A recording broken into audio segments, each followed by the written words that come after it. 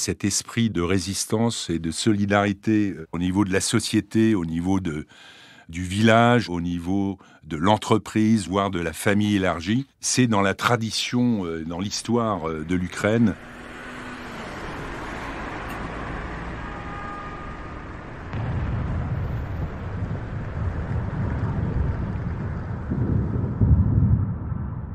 Depuis l'entrée des troupes russes sur le sol ukrainien le 24 février 2022, 5 envoyés spéciaux de la Croix se relaient sur place pour couvrir ce conflit majeur au cœur de l'Europe. Dans ce podcast, ces journalistes nous racontent leur travail de terrain, ce qu'ils ont vécu et comment ils tentent de décrire cette guerre au plus près. Aujourd'hui, François d'Alençon, reporter au Service Monde, revient sur l'impressionnante mobilisation de la société civile qu'il a pu observer dans l'ouest de l'Ukraine, quelques semaines après le début de la guerre. Vous écoutez la 5e saison du podcast L'envers du récit. Je m'appelle François d'Alençon, je suis grand reporter au Service Monde. Je me suis rendu en Ukraine du 28 février au 19 mars 2022. Je voudrais vous parler de la mobilisation de la société ukrainienne dans la résistance à l'envahisseur russe, dans la défense du pays. Pendant ce reportage, en fait, j'étais principalement basé à Lviv, dans l'ouest de l'Ukraine. Lviv, en fait, c'est la base arrière un peu de la résistance ukrainienne, parce que c'est à la fois la voie d'exil pour tous les réfugiés ukrainiens qui quittent le pays ou qui y reviennent. Ils passent par la frontière polonaise. Puis c'est un centre d'acheminement de l'aide aux déplacés. Il y a beaucoup de déplacés internes du pays dans l'ouest de l'Ukraine. Et puis c'est aussi la plaque tournante des livraisons d'armes par les pays occidentaux à l'Ukraine, qui passe essentiellement par la frontière avec la Pologne. Alors avec Karina, une étudiante anglophone à l'université catholique ukrainienne qui a son siège en fait à Lviv, Karina travaille avec moi comme interprète et fixeuse. Ça veut dire quoi ? C'est travailler ensemble pour organiser le reportage, discuter des angles, utiliser tous les contacts qu'elle a et la connaissance du terrain, la connaissance de la société ukrainienne pour travailler sur les sujets que nous avons choisis. Nous avions décidé d'illustrer cette mobilisation dans les campagnes à travers l'exemple d'un village à 50 km au sud de Lviv qui s'appelle Rudniki, un village de 3000 habitants, dans lequel Karina connaissait une jeune femme, Maria, qui avait un restaurant à Lviv et qui s'était réinstallée dans son village pour superviser un centre de collecte d'aide aux soldats ukrainiens. Donc Karina a fixé un rendez-vous avec Maria et nous sommes partis en voiture avec son père comme chauffeur, que j'avais rencontré quelques jours auparavant à Lviv et qui m'avait fièrement ouvert le capot de sa voiture en montrant des bidons d'essence et des bouteilles pour faire éventuellement des cocktails Molotov au cas où les Russes seraient arrivés un jour à Lviv, ce qui n'a pas été le cas, heureusement.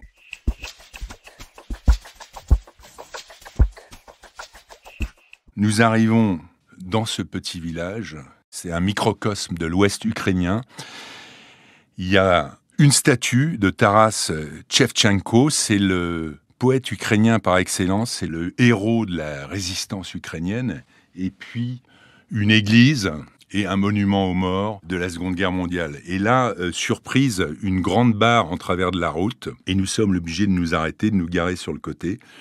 Une barre de fer qui a été manifestement récemment installée. Donc nous descendons et Maria arrive et nous accueille. À côté, il y a l'école communale sur le bord de la route.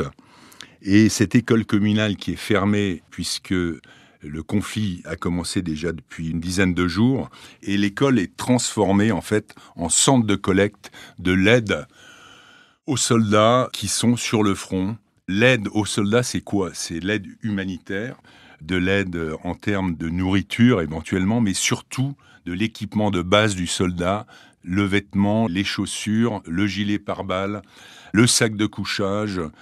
Et là, je rencontre le chef de l'administration communale qui se trouve là et qui, lui, a mobilisé une centaine d'hommes pour faire des patrouilles dans la commune, jour et nuit, 24 heures sur 24, pour voir s'il n'y avait pas des activités suspectes, des individus qui n'appartenaient pas à la commune, des étrangers, entre guillemets, qui pourraient espionner. Là-bas, il y a un peu une paranoïa sur ce qu'ils appellent les diversantes, des infiltrés, en bon français, déguisés en policiers, en chauffeurs de taxi ou en journalistes, qui pourraient éventuellement collecter des informations pour l'envahisseur russe.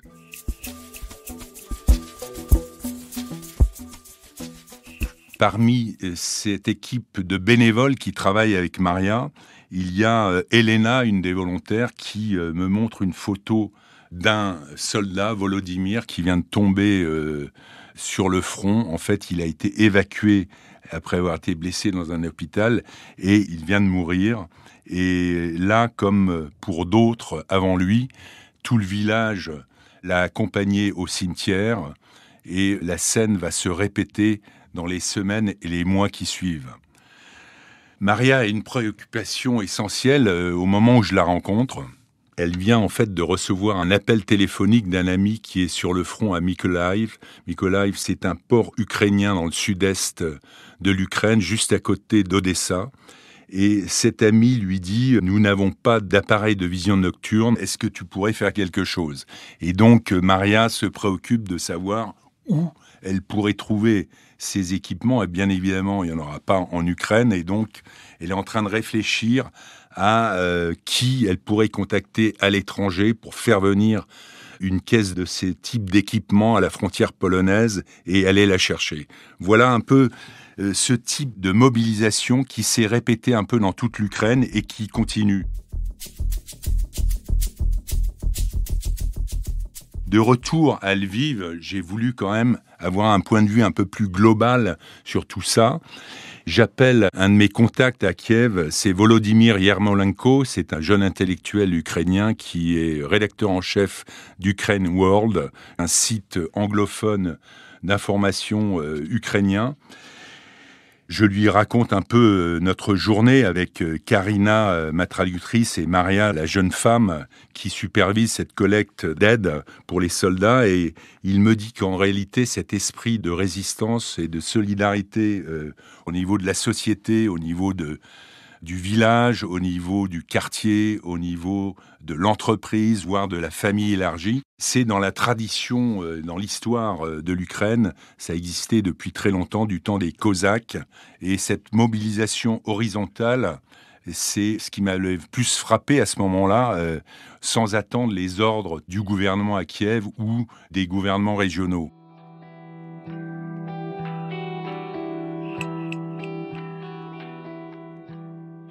Après cette expérience qui avait quand même été assez marquante, nous avons voulu montrer une autre facette de cette mobilisation à l'arrière, si je puis dire.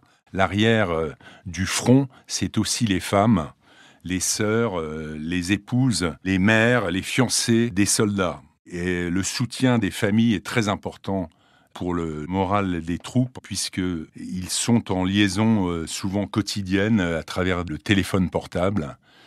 Et c'est capital. Pour en parler, j'ai décidé de me rendre dans une autre ville qui s'appelle Khmelnytskyi, une ville de 275 000 habitants qui est à mi-chemin entre Lviv, à l'ouest du pays, et Kiev, au centre du pays. Pourquoi avoir choisi cette ville ? D'abord, elle était plus proche du front. Ensuite, elle était facile d'accès par la route, environ 250 km. Et puis, il y avait une centrale nucléaire à proximité. Il se trouve que juste avant, il y avait eu l'occupation pendant quelques jours de Tchernobyl par les soldats russes. On avait beaucoup craint à l'époque qu'il y ait un obus qui tombe sur la centrale. Et là, la proximité de cette centrale nucléaire faisait craindre que ce scénario puisse se répéter. Donc, je suis parti de Lviv avec Danilo, cette fois, un juriste parfaitement anglophone.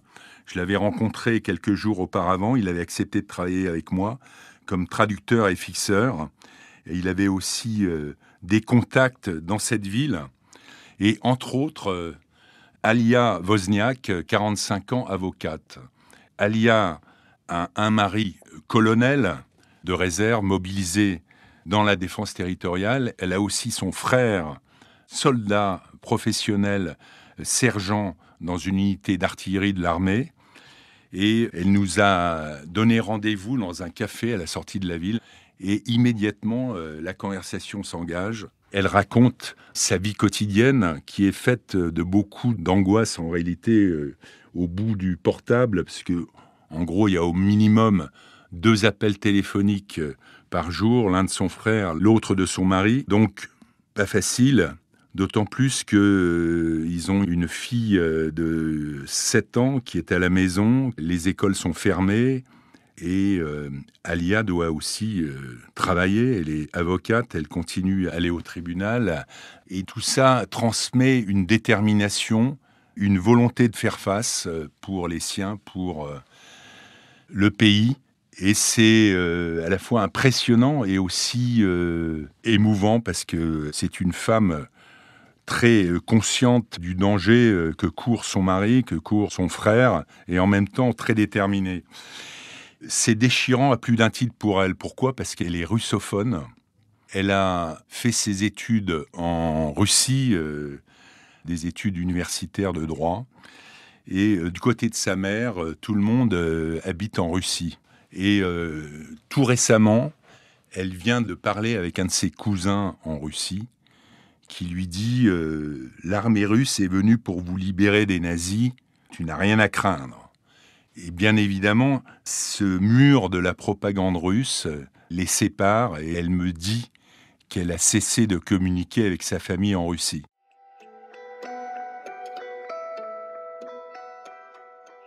Avec Danilo, nous avons décidé de revenir à Lviv en faisant un crochet par Ivano-Frankivsk, qui est en gros plus à l'ouest, pas loin de la Hongrie et de la Slovaquie. Au XIXe siècle, c'est une ville qui s'appelait Stanislaw, un nom autrichien, allemand, et elle comptait une très importante communauté juive, plus de la moitié de la population. Il en reste aujourd'hui 300, la plupart très âgés, et je veux rencontrer dans cette ville Moshe Leib Kolesnik, qui est le seul rabbin ukrainien en exercice à être né dans le pays, l'un des rares à pouvoir s'exprimer en ukrainien. L'Holocauste et la persécution anti-religieuse communiste ont presque anéanti la totalité de la tradition juive et de la présence juive jusqu'à l'indépendance en 91 du pays, où là, il y a eu une renaissance un peu de la communauté juive en Ukraine, avec un retour de descendants parfois de juifs ukrainiens venus d'Israël ou des États-Unis. Donc j'arrive à la seule synagogue de la ville, vous vous rendez compte, 55 dans les années 30, et Moshe Leib Kolesnik, le rabbin, me reçoit dans son bureau au-dessus de la salle de prière, très affable. Le rabbin m'explique qu'il passe l'essentiel de son temps à aider les familles de déplacés, des familles juives venues d'Odessa, de Kharkiv ou de Kiev, se réfugier dans l'ouest du pays, puis il reçoit les appels des communautés en Israël, aux États-Unis ou en Europe qui proposent leurs services. Donc chaque jour, là aussi, c'est un religieux qui se transforme en coordonnateur de l'aide d'urgence au service de sa communauté et pas seulement d'ailleurs.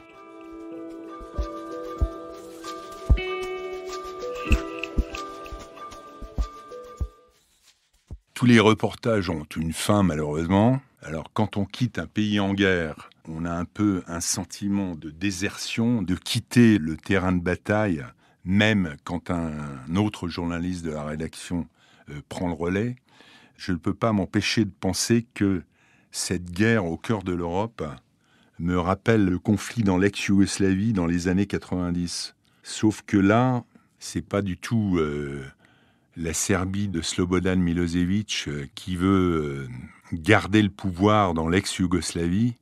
C'est une grosse puissance, la Russie, qui a le principal arsenal nucléaire du monde et qui fait une guerre coloniale sous protection nucléaire contre une nation en armes qui se défend. Donc, c'est à peu de choses à voir, sauf que c'est au cœur de l'Europe et finalement, ça touche ce que nous sommes, Européens, nous, En tout cas, c'est ce que me disent mes interlocuteurs ukrainiens. Nous nous battons aussi pour vous, pour une certaine liberté, une certaine justice. Malheureusement, toutes les guerres se ressemblent aussi. Et là, Danilo, mon interprète, me dit qu'il redoute qu'elle se transforme en conflit de basse intensité, au mieux qu'elle se termine par une trêve.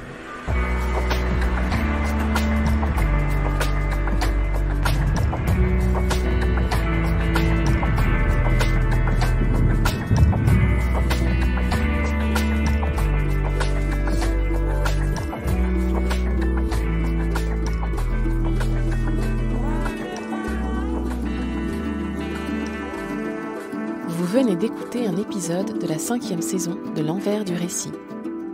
S'il vous a intéressé, n'hésitez pas à le partager et à vous abonner à notre podcast. L'Envers du récit est à écouter sur toutes les plateformes, sur le site et sur l'appli La Croix.